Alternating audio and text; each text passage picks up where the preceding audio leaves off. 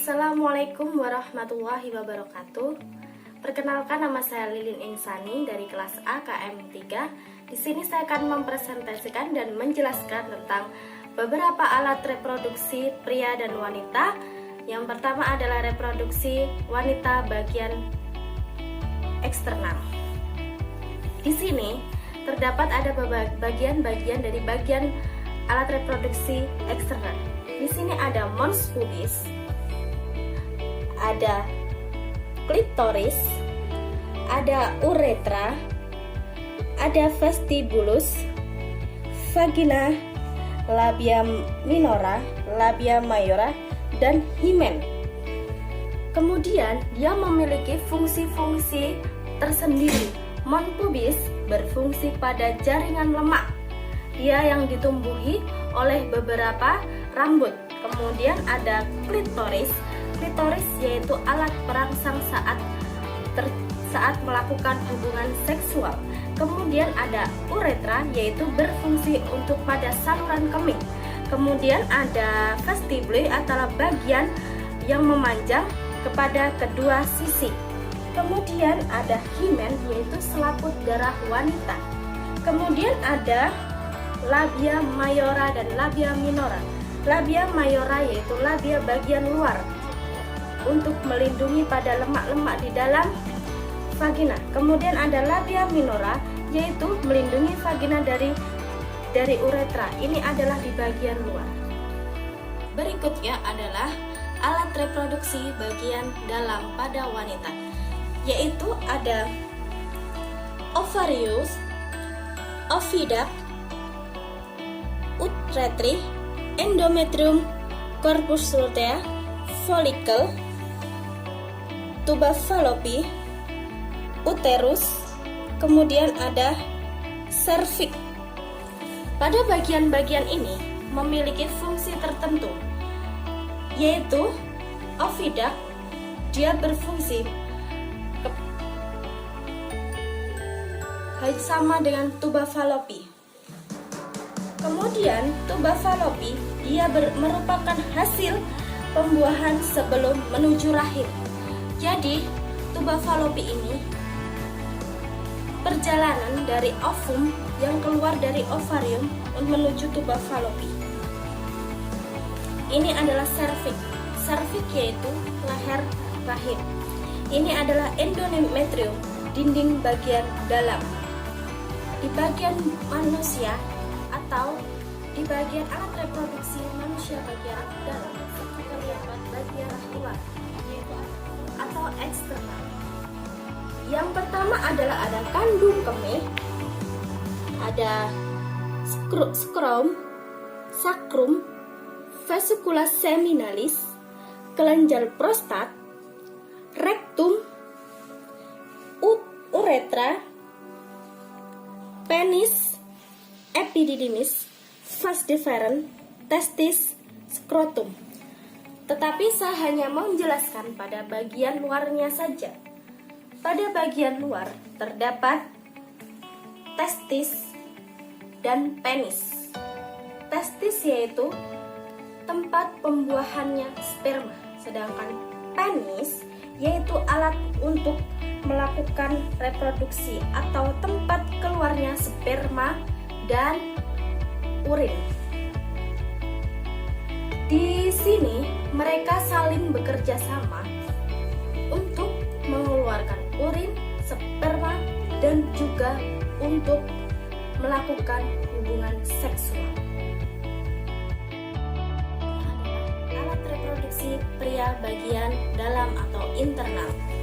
Di sini ada kandung kemih, ada uretra, vesicula seminalis, kelenjar prostat, kelenjar komperi, jaringan erektil, vas deferens, dan testis.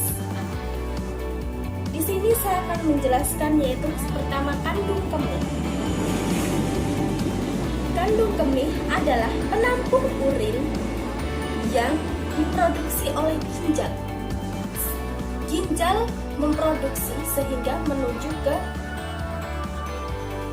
kandung kemih. Kemudian ada uretra. Uretra adalah tempat menyalurnya keluarnya urin, saluran pengeluaran urin. Kemudian ada vesika seminalis, ini sama dengan kandung kemih. Vesika seminalis ini adalah memproduksi cairan sperma. Kelenjar prostat, kemudian kelenjar konteri, jaringan erektil pada penis, yaitu untuk merangsang hubungan seksual. Kemudian ada vas deferens, yaitu saluran untuk mengeluarkan sperma. Kemudian ada testis, yaitu menghasilkan sperma. Kemudian ada vas epididymis, menyimpan sperma yang sudah matang. Berikutnya kita akan belajar tentang menstruasi. Sebelum kita ke fase menstruasi itu ada fase menstruasi, fase folikel, fase ovulasi, dan fase luteal. Sebelum kita menjelaskan tentang fase-fase tersebut, kita akan belajar mengenai tentang hormon. Ya, di sini terdapat ada hormon. Hormon pada menstruasi adalah hormon FSH, LH, estrogen, dan progesteron. Nah, di sini ada hormon FSH. Hormon FSH itu membantu folikel di ovarium melepaskan sel telur dan menjaga siklus menstruasi. Kemudian tugas pada estrogen yaitu mengatur siklus menstruasi atau lapisan rahim yang tumbuh. Jadi si estrogen ini menumbuhkan rahim atau menumbuhkan pada dinding rahim. Kemudian ada LH yaitu merangsang ovarium untuk menghasilkan estrogen. Jadi si LH ini yang merangsang estrogen. Kemudian ada progesteron adalah memicu lapisan rahim untuk menebal atau persiapan kehamilan. Nah, di sini ada hormon, siklus ovarium, siklus uterus. Pada ini terdapat folikul primer, sekunder, dia akan memecah menjadi folikel sekunder, kemudian menjadi korpus luteum, dan kemudian menjadi korpus albinokas. Albinokas itu yaitu korpus di mana dia tidak bisa menghasilkan hormon kembali. Nah, sekarang kita masuk pada fasenya. Yaitu di sini ada fase menstruasi. Menstruasi adalah keluarnya darah pada rahim di bulan-bulan tertentu, yaitu minimal ada 1-5 hari. Rasanya kram, sakit kepala, mood mudah berubah-ubah. Kemudian kita masuk ke fase folikel. Fase ini berlangsung sekitar 11-27 hari, bergantung pada wanita, umumnya adalah 16 hari. Fase ini juga dimulai di hari pertama haid. Di saat itu hormon FSH mulai meningkat. Pada fase folikel, hormon FSH mulai meningkat. Kita masuk ke fase ovulasi. Fase ovulasi itu adalah fase di mana sel telur itu sudah matang, yaitu fase pematangan atau masa subur yang disebut dengan masa subur. Pada siklus ini berlangsung kepada 2 minggu. Fase ini adalah berlangsung 2 minggu. Fase ini bisa disebut dengan suhu basal sekitar 5-14 hari. Kemudian kita masuk kepada fase luteal. Fase ini adalah folikel melepaskan sel telur. Pada saat ini sel telur akan dilepas. Estrogen menjaga dan membantu. Jika hamil, bisa diperkirakan jika hamil, tubuh menghasilkan HCG. Jika tidak akan hamil, maka dia akan nurun atau PMS. Jadi pada fase ini, hormon estrogen dan progesteron dia akan meningkat. Berikutnya adalah kita akan mempelajari tentang fertilisasi. Ya, fertilisasi yaitu proses peleburan spermatozoa. dan sel telur yang meliputi inti genom dan sitoplasma. Fertilisasi diawali dengan proses pembuahan atau pembentukan gamet yang disebut dengan gametosis, yaitu proses pembentukan spermatozoa, spermatogenesis dan jantan dan membentuk ovum oogenesis pada betina. Nah, di sini ada beberapa peleburan pada spermatozoa, yaitu pada hari pertama. Ini zigot itu membentuk sel tunggal. Kemudian masuk kepada hari kedua, yaitu membentuk 2 sel. Spermatozoa akan membentuk 2 sel. Kemudian hari ketiga membentuk 4 sel. Dan kemudian hari keempat dia akan membentuk 16 sel. Dan kemudian hari kelima dia menjadi blastocysta awal. Setiap harinya spermatozoa ini akan membelah begitu cepat. Kemudian hari ke-7 dia akan menempel menjadi blastocysta sampai hari 6 sampai ke-7. Kemudian ini adalah indung telur dan di sini sudah menempel di sini pada rahim, yaitu hari ke-8 sampai ke-9 embrio mulai implantasi, yaitu menempel. Ini adalah rahim, ini endometrium, dinding endometrium.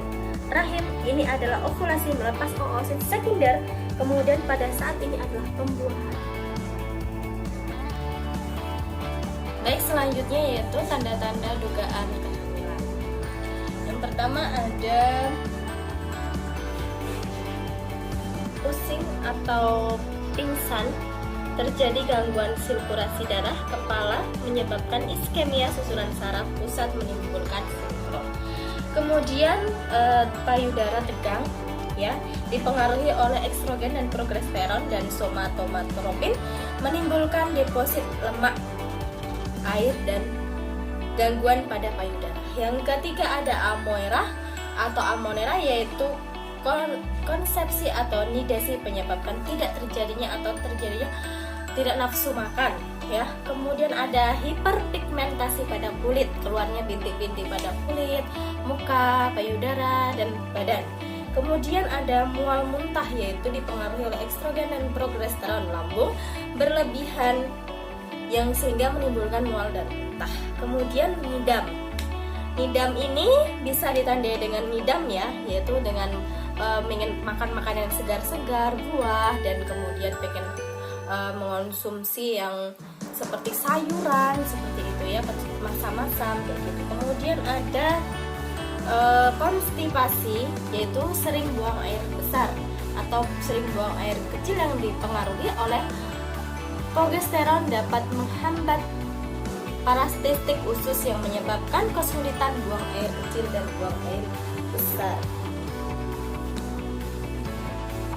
Baik, berikutnya ada tanda-tanda pasti kehamilan ya. Nah, ini adalah tanda-tanda pasti kehamilan, yaitu dengan dicek dengan tes pack ya, sering kita lakukan jika sudah memasuki fase kehamilan ya, dibantu oleh hormon HCG ya.